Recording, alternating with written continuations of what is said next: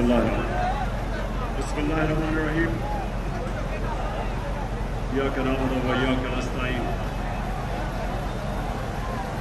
मैं सबसे पहले अपने काबुकी के बाशऊर शहरियों, तीसरी दफ़ा आज आप मेरी इंतज़ार करके यहाँ खड़े हुए और निकले हैं, मैं आपका शुक्रिया अदा करता हूँ, बहुत बहुत शुक्रिया। मैं आगे भी सारों को जो रास्ते में जीटी रोड पे हमारे इंतज़ार कर रहे हैं, हम दिन में ज़्यादा से ज़्यादा 12 किलोमीटर एक दिन में हम कर सकते हैं, तो अभी से सारे आगे तैयारी कर लें कि हमारी रफ्तार इतनी है, लोगों की मोहब्बत इतनी है, लोगों का इतना जुनूनी इस्तकबाल है कि हमारी स्पीड एक दिन में 10 से 12 किलोमीटर से आगे नहीं जा सकती, तो आगे से अभी से ही अंदाज़ा लगा लें कि हम कब तक अब तक पहुंचेंगे। अब मैं सबसे पहले तो फिर से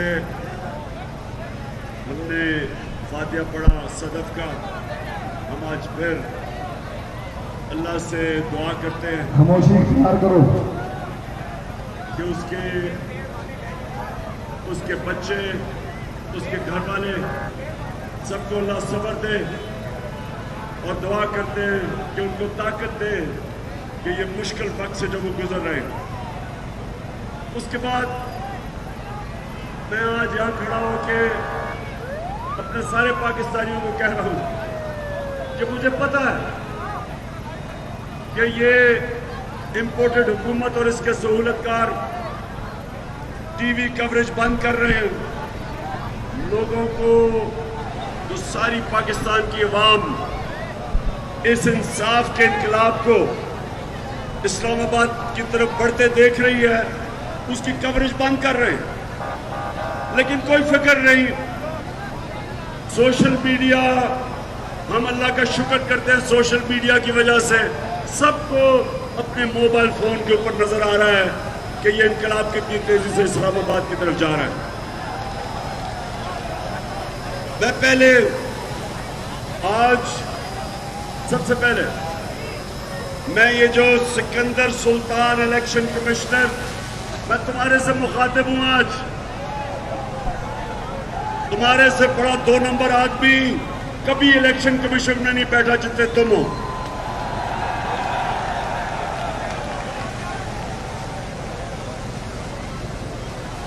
मैं आज जो इस्लामाबाद हाई कोर्ट ने जो इसने मुझे नाअहल करार दिया था, इस बदनीयत आदमी ने, अदालत ने उसको साइड कर दिया, नाअहली खत्म कर दिया है,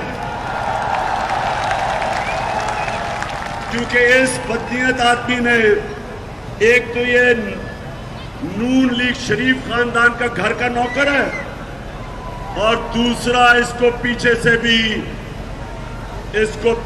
भी इंस्ट्रक्शंस आ रही हैं, और मुझे पता है पीछे से कौन इसको पुश कर रहा है, क्योंकि इस गीदड़ में तो कोई दम ही नहीं था ये करने का। और मैं आज अनाउंस कर रहा हूं कि मैं इसके ऊपर 10 अरब रुपए का हर्जाना करने लगा हूं कि इसने मेरे ऊपर जो इसने खुश करने के लिए, ये इम्पोर्टेड हुकूमत चोरों की, उनको खुश करने के लिए जो इसने फॉरेन फंडिंग केस में मेरा नाम लिया और तोशाखाना में, मैं इसके ऊपर 10 अरब का हर्जाना भी कर रहा हूं, और इसलिए कर रहा हूं कि इसने सवाल उठाया मेरी दयानतदारी पे। मैं यह चैलेंज करता हूं कि जब भी अदालत में केस लगेगा, एक भी गैर कानूनी चीज मैंने की हुई तो मुझे अदालत का फैसले की इंतजार नहीं करूंगा, खुद छोड़ दूंगा मैं।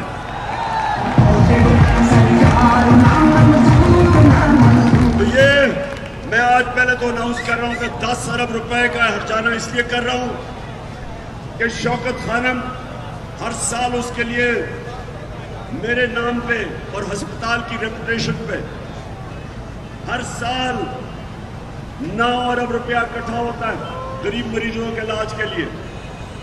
اور دوسرا نمل یونیورسٹی کے لیے اس کے لیے میرے نام پہ پیسہ اکٹھا ہوتا ہے کہ غریب 95% بچے اسکالرشپ پہ پڑھتے ہیں, مفت پڑھتے ہیں. القادر یونیورسٹی شروع کی, اس میں 100% بچے مفت پڑھتے ہیں. تیسرا, ایک شوکت خانم ہاسپٹل بن رہا ہے پشاور میں, بن چکا ہے, وہاں 75% مریضوں کا مفت علاج ہے. لاہور میں مفت علاج ہے شوکت خانم میں, اور سب سے بڑا کراچی میں شوکت خانم بن رہا ہے جو کہ وہاں سارے سندھ اور بلوچستان کے کینسر کے مریضوں کے لیے بن رہا ہے. اس لیے کیونکہ اس نے میری دیانتداری کے اوپر سوالیہ نشان کیا, اور یہ جو اس نے فیصلہ کیا, اس لیے میں اس کے اوپر ہرجانہ کروں گا. سکندر سلطان, یہ جب تک میں تمہیں عدالت میں نہیں کھڑا کر کے تمہارے سے پیسے نہیں نکالتا اور وہ پھر شوکت خانم کو دوں گا جو تمہارے سے ہرجانہ نکالوں گا, کتنا آگے تم کسی کے کہنے پہ لوگوں کے اوپر ان کی ریپوٹیشن اس طرح نہ برباد کرو. دوسری چیز, آج کرم کے لوگ خیبر پختونخوا میں نہ میں وہاں الیکشن کیمپین کرنے گیا, 3 دفعہ میں نے جلسہ کرنا تھا وہ کینسل کرنا پڑا. ساری پارٹیز اکٹھی ایک طرف, میرے خلاف ساری یہ چوروں کا ٹولہ ایک طرف مل کے الیکشن لڑ رہے تھے. اور کرم, میں آپ کو سلام کرتا ہوں کہ تقریباً دگنی لیڈ سے جو پھینٹا لگایا.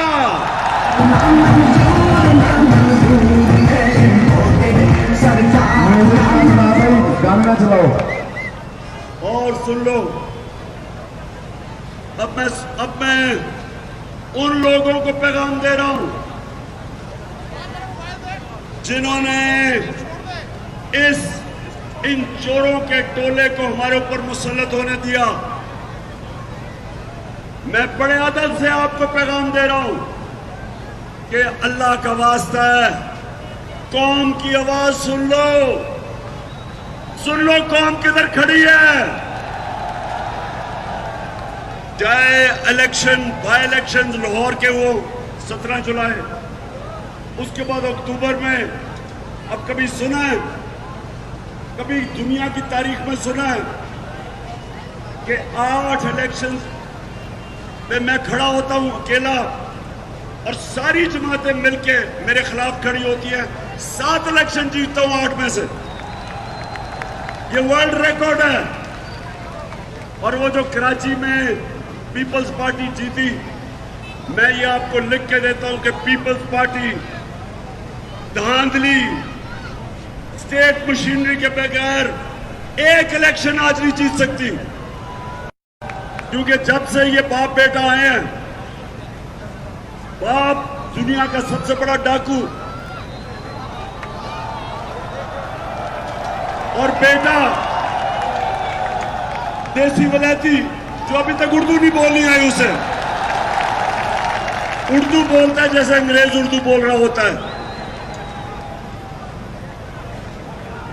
میں آج ان سب کو میسج دینا چاہتا ہوں جن کے پاس ایک پاور ہے. شہباز شریف کے پاس کوئی پاور نہیں ہے.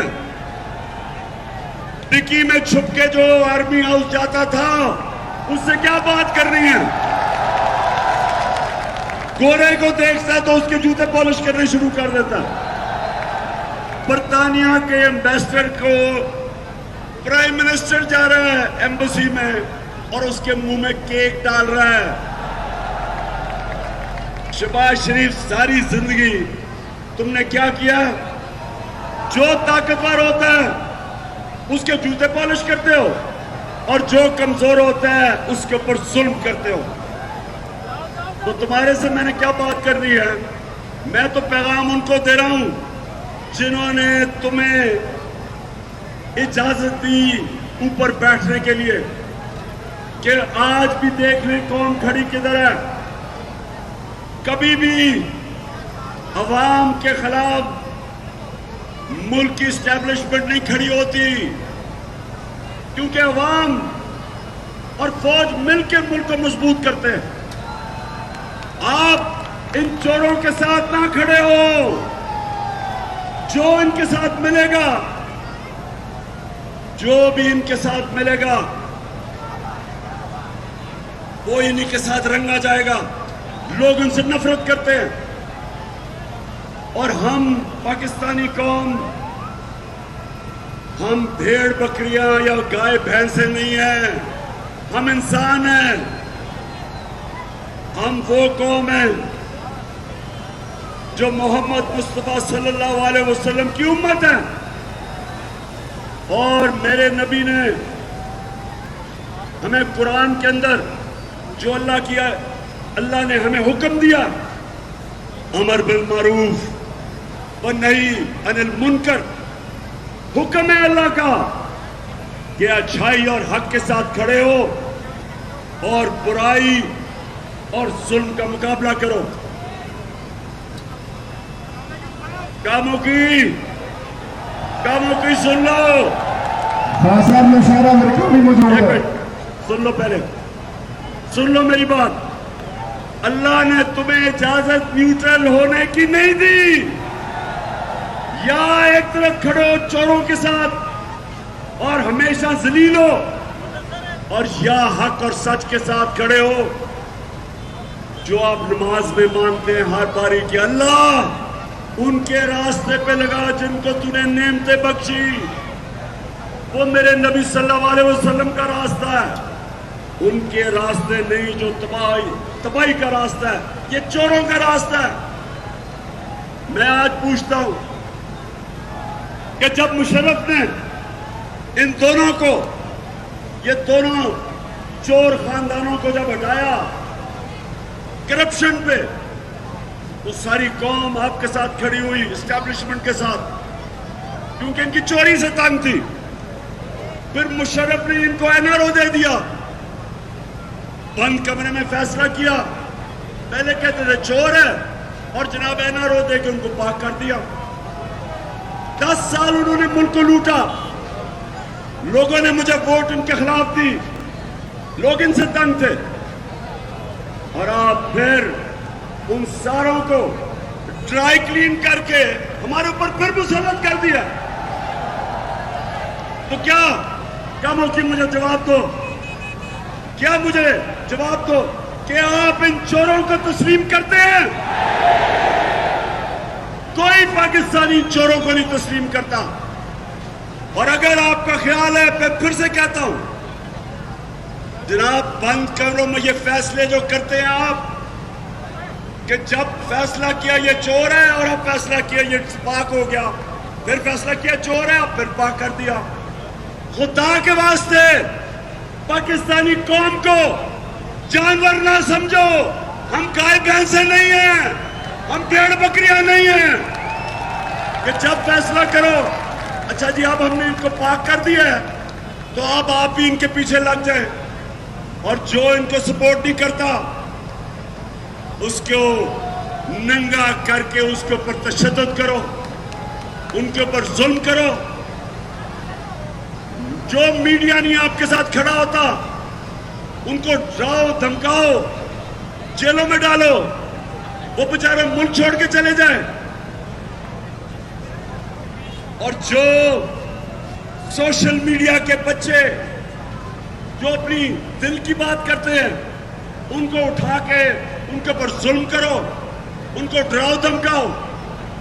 یہ بھیڑ بکریوں سے کیا جاتا ہے، انسانوں سے نہیں کیا جاتا. جب گائے بھینسیں غلط راستے پہ جاتے ہیں تو ان کو ڈنڈے مار کے ادھر موڑتے ہیں.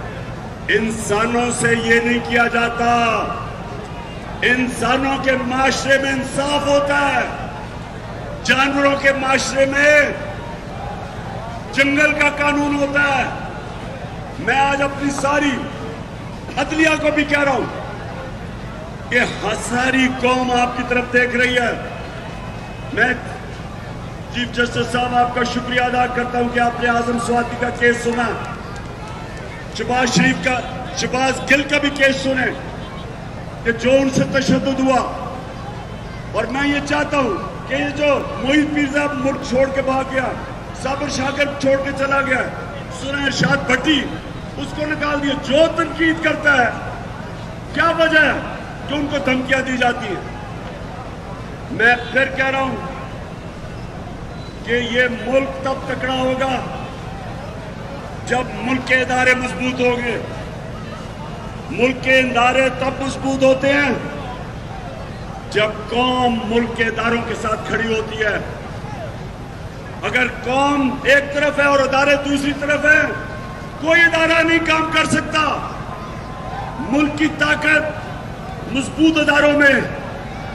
اور میری پوری, جب میں اپنی فوج کی کبھی تنقید کرتا ہوں, وہ پاکستانی کرتا ہے جس کا جینا مرنا پاکستان میں ہے. میں نے لندن میں فلیٹس نہیں بنائے ہوئے, میں نے بار پراپرٹیز نہیں رکھی. جب میرے اوپر کیسز ہوئے تو میں دم دبا کے پگوڑے کی طرح لندن نہیں بھاگ گیا. میں اسی ملک میں رہوں گا. اور میں اللہ سے دعا کرتا ہوں کہ اللہ, وقت تو تیرے ہاتھ میں ہے جب تو نے لے کے جانا ہے اوپر, لیکن اگر مجھے اوپر لے کے جانا ہے تو مجھے ارشد شریف والی موت دیں, کیدڑوں کی موت نہ دیں. میں آج ساری پاکستانی قوم کو اب کہہ رہا ہوں کہ یہ ہے فیصلہ کن وقت. انصاف آپ کو آزاد کرے گا. جب تک ظلم کا نظام ہوتا ہے, جانوروں کا معاشرہ ہوتا ہے, جنگل کا قانون ہوتا ہے, آپ نے ساروں نے میرے ساتھ نکلنا ہے. آپ نے سب نے, جب میں وہاں پہنچوں گا اسلام آباد, آپ نے سب نے میرے ساتھ اسلام آباد پہنچنا ہے. جس کے پاس موٹر سائیکل ہے, سائیکل ہے, گاڑی ہے, چنچی ہے, اگر وہ نہیں ہے تو پیدل آ جاؤ, لیکن آؤ سارے. یہ آزادی کی جنگ ہے. آزادی کی جنگ میں قربانیاں دینی پڑتی ہے. جب پاکستان بنا تھا لاکھوں لوگوں نے قربانیاں دی, اس لیے انگریز سے ہم آزاد ہوئے. اور اب وقت ہے کہ ان چوروں سے آزاد ہونا, اور وہ ہوگا جب ہم یہاں قانون کی بالادستی قائم کریں گے, جو میرے نبی صلی اللہ علیہ وسلم نے سب سے مدینہ کی ریاست میں عدل اور انصاف قائم کیا. کیونکہ پہلے عدل اور انصاف آتا ہے, پھر خوشحالی آتی ہے. جس قوم میں انصاف نہیں ہوتا پر خوشحالی نہیں ہوتی. جب تک ہم اس ملک میں طاقتور ڈاکوؤں کو قانون کے نیچے نہیں لے کے آئیں گے, یہ ملک آگے نہیں بڑھ سکتا. اور یہ ہے, اس کو کہتے ہیں انصاف کی جنگ. تو سارے نے اب ہاتھ اٹھا کے میرے ساتھ حلف لینا. ہاتھ اٹھا کے میں یہاں سے پڑھوں گا, آپ نے وہاں سے ریپیٹ کرنا ہے بآواز بلند, اتنا اونچی آواز میں کہ یہاں آپ حلف لیں گے, آواز لندن تک جانی چاہیے, ٹھیک ہے؟ بسم اللہ الرحمن الرحیم. اونچی آواز میں ہم حلف اٹھاتے ہیں کہ ہم پاکستان کے آئین کی ہمیشہ پاسداری کریں گے. ہم پاکستان کی خود مختاری اور آزادی کا تحفظ کریں گے کہ ہم کبھی بھی اللہ کے سوا کسی کے سامنے نہیں جھکیں گے. اور ہم حقیقی آزادی اس جہاد میں آخر تک عمران خان کے ساتھ جدوجہد کریں گے اور ہر قسم کی قربانی کے لیے تیار رہیں گے. اللہ ہم سب کا حامی و ناصر ہو, آمین. کیا ہم سب